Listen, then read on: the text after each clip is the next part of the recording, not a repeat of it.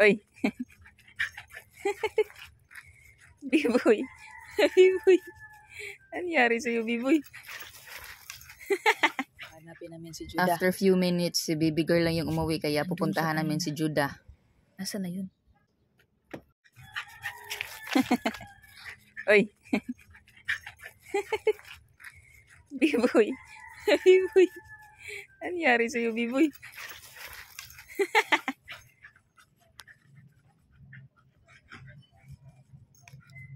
Waan na, ang dungis na.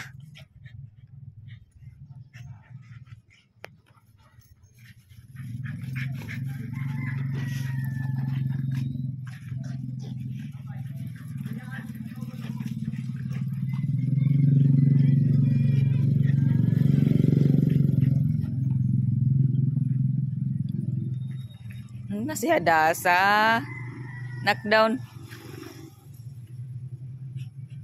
Ay, dito ko simbahan ay bala mo ay. Papasok yan kapag na-open ko to.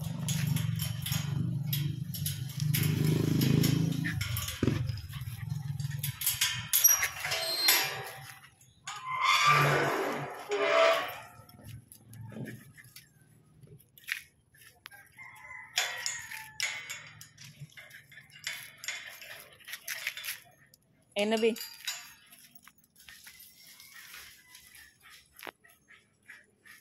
Ang dumi.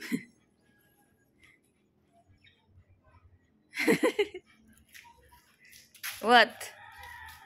Ano, Judah? Pagod?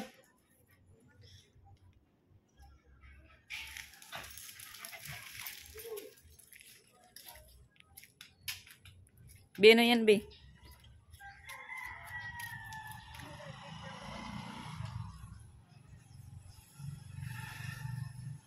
Nasaan Judah, Bi?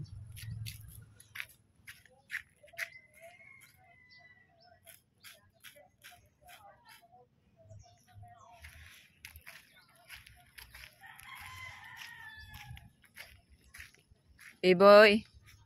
Alin na? Naku, nagkalkal na naman.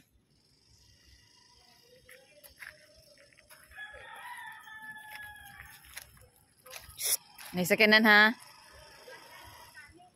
Ta. Bi. Bi. Bi ba ni ko, Bi? Saka daw. Oras na para umuwi si Judah kasi 20 minutes na siyang naglalaro dito sa labas. Ising ko lang. Kukunin natin si Judah. Si Bibi. Dito pala sa barangay namin, halos lahat ng houses talaga. Bihira lang talaga ang walang aso. Halos lahat meron talagang mga aso kasi yung mga aso dito is protector ang turing sa kanila ng mga tao.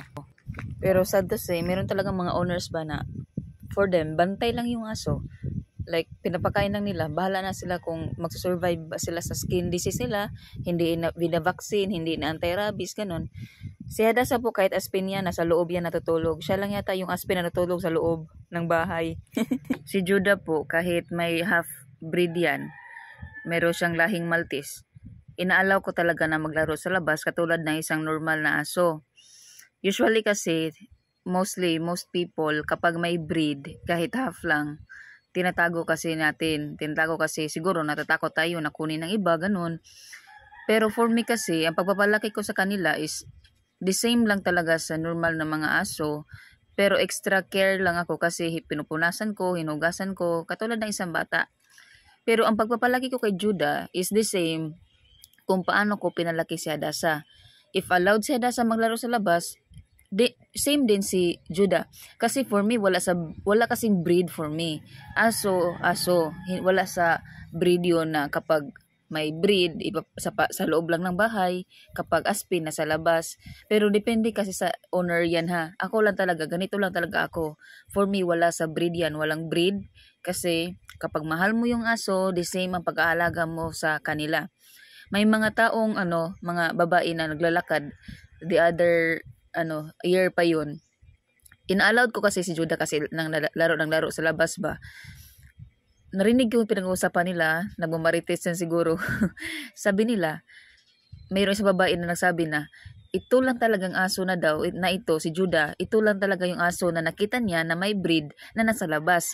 Kasi usually yung ibang ginagawa kasi ng iba is inaalaw lang na maglakad sa labas yung tuta or yung may breed tapos pasok agad. Itong aso na to is nasa labas talaga, like super laro ng laro, like ang tagal na sa labas kasi nasa simbahan kami always. So na-shock sila kasi mayroon palang mayroon palang aso na may breed na nasa labas. Pagkadinig ko doon, sabi ko sa sarili ko nga, bakit kapag may breed tinatago natin? Pero yun nga, again guys, everybody, it depends sa owners. It depende sa atin yan. Kasi usually sensitive talaga ang may breed.